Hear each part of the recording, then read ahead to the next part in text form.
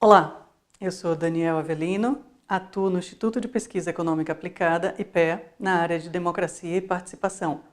E eu gostaria de conversar com vocês um pouco sobre os conselhos. Em relação aos conselhos, acho que a primeira coisa que a gente precisa lembrar é que não são um fenômeno recente. Nós temos registros de criação de conselhos e comitês desde a Constituição de 1824 no Brasil, por exemplo. E esses espaços de participação, eles se transformam ao longo do tempo. Só como exemplo, os Conselhos Gerais de Província, pelo ato adicional de 1834, se transformaram no que hoje nós conhecemos como as Assembleias Legislativas Estaduais. Um outro caso também interessante, o Conselho Nacional do Trabalho se transformou com a Constituição de 1946 no que hoje nós conhecemos como Tribunal Superior do Trabalho.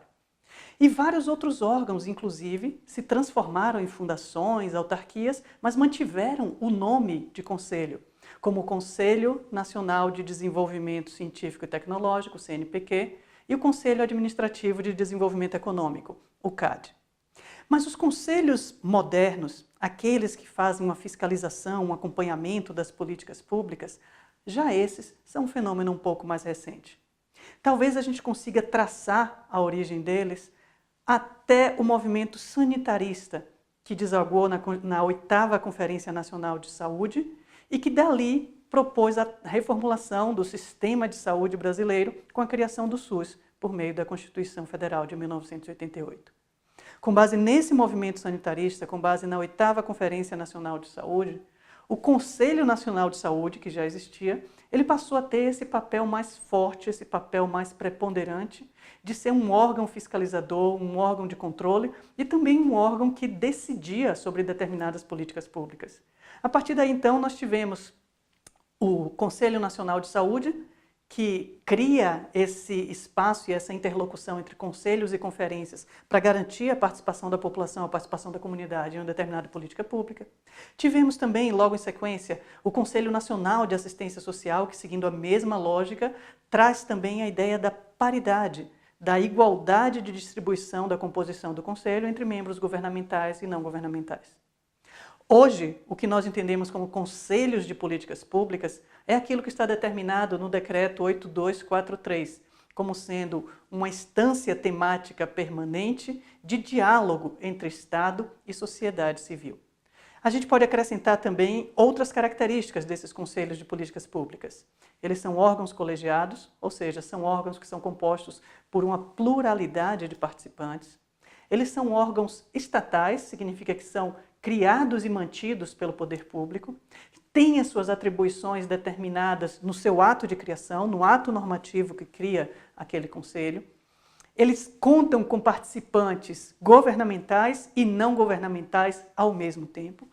E esses participantes atuam em igualdade de condições, o que significa dizer que um representante governamental tem o mesmo poder, tem a mesma perspectiva de atuação de um representante não governamental.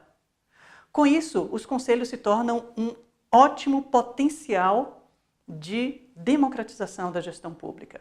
É um espaço em que a sociedade efetivamente pode entrar, atuar, discutir, deliberar, decidir e fazer com que as decisões estatais sejam mais sintonizadas com esses interesses públicos. Os conselhos têm várias limitações. Os conselhos precisam melhorar e aperfeiçoar constantemente a sua atuação.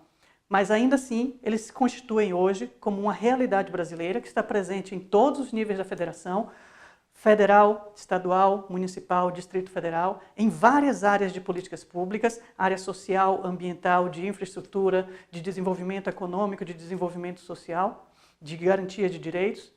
E são espaços em que o cidadão e a cidadã podem efetivamente ser ouvidos, trazer suas demandas, trazer suas propostas e interagir de maneira aberta com representantes governamentais e não governamentais. Mas esse espaço continua se transformando ao longo do tempo. Os conselhos não são os mesmos desde a época em que eles surgiram até agora. E novos desafios também se apresentam. O desafio da intersetorialidade, como fazer com que os conselhos de diferentes áreas, de diferentes políticas públicas possam interagir e tomar decisões conjuntas. O desafio da representatividade, como incorporar novos segmentos, novas vozes, novos atores e atrizes sociais dentro desses debates. O desafio da efetividade, como fazer com que suas deliberações produzam efeitos concretos nas políticas públicas e na condição de vida da população. E um desafio que recentemente foi enfrentado pelo governo federal, mas que também é uma realidade de estados e municípios, que é o de como conselhos que foram criados de forma fragmentada, cada um na sua área, cada um no seu programa, cada um no seu tema, podem tratar de grandes temas transversais, de grandes temas que atuam e que afetam a sociedade como um todo. Isso, em 2011, foi tratado pelo governo federal com a criação do Fórum Interconselhos, um espaço de discussão, um espaço de deliberação e de apresentação de propostas, que tinha como objetivo trazer a sociedade civil para o processo de discussão e elaboração do PPA, do Plano Plurianual do Governo Federal.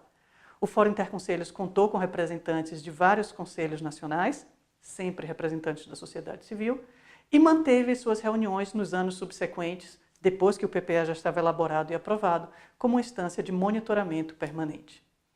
Iniciativas inovadoras como o do Fórum Interconselhos mostram que essa discussão sobre os conselhos de políticas públicas está longe de terminar. É uma discussão atual, é uma discussão que permanece na nossa agenda de debates e que, à medida em que o tempo passa, ela também se transforma para incorporar as novas realidades políticas e sociais do Estado brasileiro. E com isso, então, convido vocês a conhecerem mais sobre esse tema nos outros módulos do nosso curso. Muito obrigada!